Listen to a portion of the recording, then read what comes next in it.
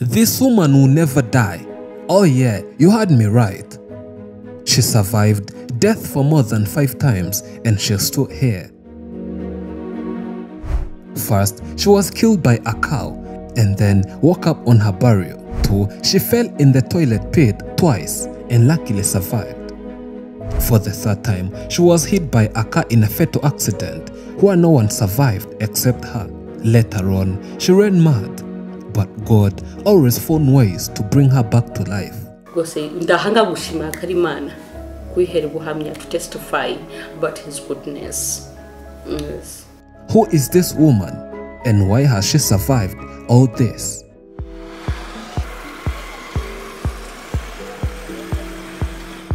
I came all the way to Uganda to tell you more about this extraordinary woman who defied death. Mazina yanjye nitwa Kabarungi Rina. I'm 30 years old. Rina is a simple woman, saying. God-fearing woman. I won't say that I'm perfect. I won't say that I'm perfect. I'm what, but is a woman who loves God. She says she's got plenty of testimonies where she went through a lot and survived a lot, also giving her many more reasons to be grateful. That day, one of the cows that had recently gave birth returned home to breastfeed her calf, and by when I was trying to scare and chase it away, it then got angry and lifted me up, threw me away, and also stepped on my stomach, that I nearly died. And yet there were a lot of people who were just spectators, maybe enjoying the show. No, ikoresha amahembe yayo. Aha, iraterura isubira inyuma. Isubiza inyuma itera umugeri. Indogera ndagwangwa ngaramye. She was hurt. Horns entered her body and she was bleeding from inside. And when trying to rise on her feet, she suddenly fell down and collapsed immediately. They ran to her only to find out that she was not breathing anymore. She then experienced what was like a vision, seeing herself in an environment she's never been before, and according to her, it was heaven. What followed was organizing her burial ceremony. But as they were preparing her burial ceremony, something extraordinary happened. After almost 2 days, that's when I came back.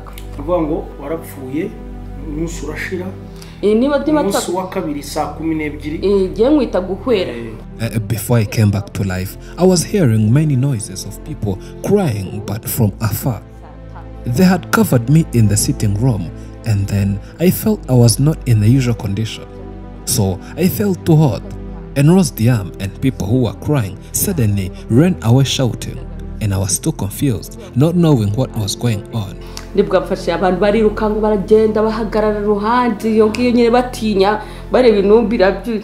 grateful that that cow incident never left her dead. As someone who grew up in the village, she knows 2 or 3 people who were killed by cows, and they never had the chance of coming back to life like her. Maybe death was always hunting her down, for she thinks that no one else has gone through what she experienced and then survived. Later on, she fell in the toilet twice. 2 times. The first time I was young, I was around I think like 5 years. My grandma would always wake up, go to the farm for cultivating, leaving me at home since I was young.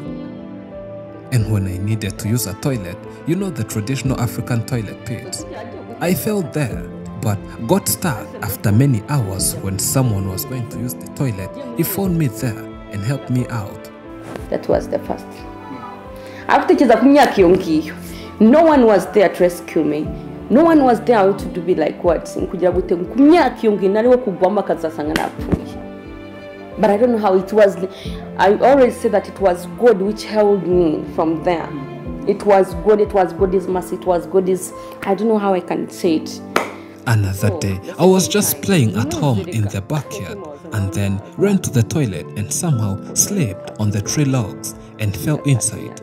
And I was covered with feces from toes up to the chest. So, I don't know how my brain worked so fast. I was like, you know what, Rina, hold the ground.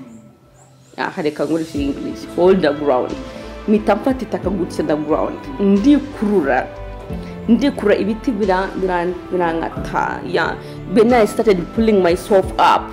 But it was like as if, it is a ground, it's just ground. It's because of the other. Yes. I still have the other picture in me how I was doing it.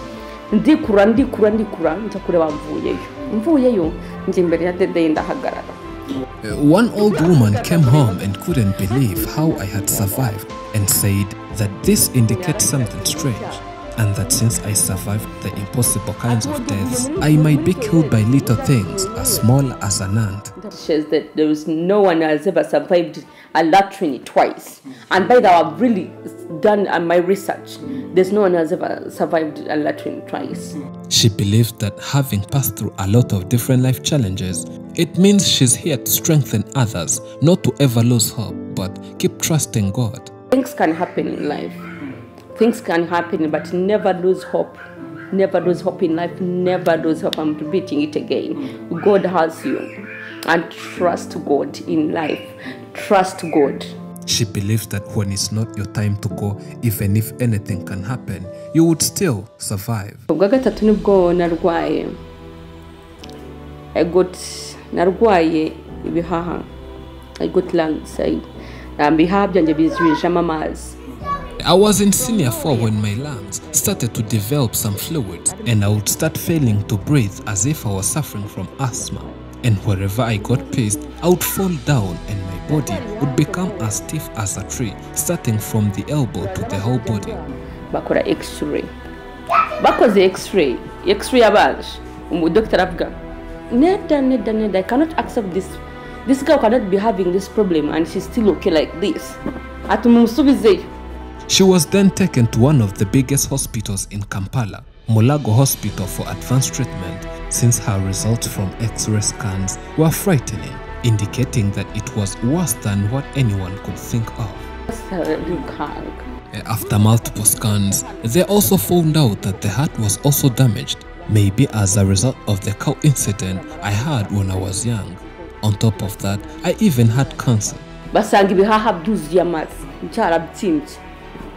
Ariko bakaguma bavuga uyu mwana abayeho gute kuba akimeze gutya neza agenda gutya nibiha byarabyimbye gutya. The decision was to have a surgery and operate her immediately before things got worse, but she never wanted a surgery as she was afraid. And 2, very young. 3, she had faith and believed that even without a surgery she would soon get fine. Ndafasha amasengesho kuri ubwo bwana bwo nafite nafasha amasengesho y'imisi 3. She really did not know how to pray, but just asked God to heal her and promised to testify it to many people. Initially, doctors had given her 3 months to survive, but she went past 3 months without dying or getting worse, but rather recovered. Cancer for general checkup, the whole body tarat. Najena murago. Bakura maraswa yakura hanoto. Basanga my organs, all my organs are very okay. My heart is okay, my lungs are okay, my kidneys are okay, everything is okay. I don't have any sickness in me, apart from maybe these sinuses, the ones I have. After all that, she ran mad. I never got mad, like ran mad. I was at school. I was in class and we were about to do national exams, and I had kind of a headache that I've never had. I started having hallucinations, hearing people talking to me and replied them, yet there was no one talking to me, and then went completely mad for a whole day. You pray. That is, those are demons.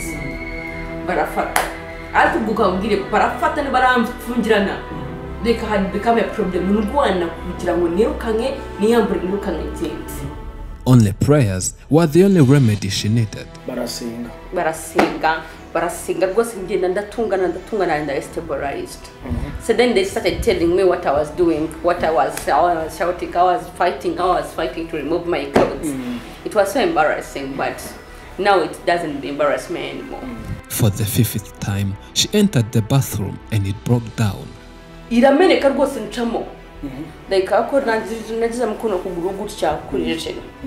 ukundi gusigara kuri hejuru. Imagine. I had locked the bathroom and I was also naked, and they had to break the door. I was on the second floor and it was damaged, and I could probably have passed through to the first floor and died, but maybe death was on vacation. Next was a terrible car accident. Imodoka yarangubise. Imari yose iracika nari mu mare.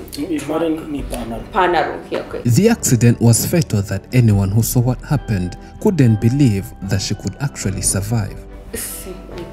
Coming back to my senses, I found people gathered, touched myself and found blood all over my body, but still went home and slept, then collapsed from my own bed, and I think it's because of the shock from the accident. After surviving all that, plus going to the streets, and still surviving, she couldn't know how to appreciate God's work. Niche hasi ndavuga mana umuntu yagukorera iki muri ubu buzima ukamenya ko mana ndagukunda kandi nkunda Imana ndayikunda ubuzima bwanjye bwose nabiki nabyagenda gute Imana nicyo kintu gikuru kandi mbabwire n'abantu naraba kujya ahandi muje mukunda Imana mu buzima. There's nothing in this world, there's nothing. There's no one who can ever love you like God. Due to her body's condition, when she got pregnant, doctors said that she could not have a normal delivery. But God proved them wrong, and she had a normal delivery. Never allow anyone to tell you what you will be in life.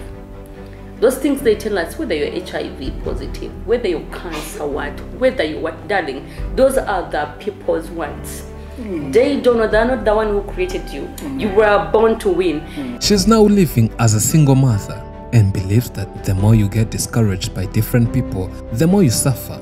For the challenges we face attack depending on the fear we ourselves possess. These diseases have ears. They have ears, they can see our fears, they can feel our fears and attack you according to that. So guys, through her incredible journey, Rina developed a unique perspective on life's challenges. She firmly believed that the discouragement of others and the fears we harbor within ourselves only serve to intensify the trials we face. Thank you for watching.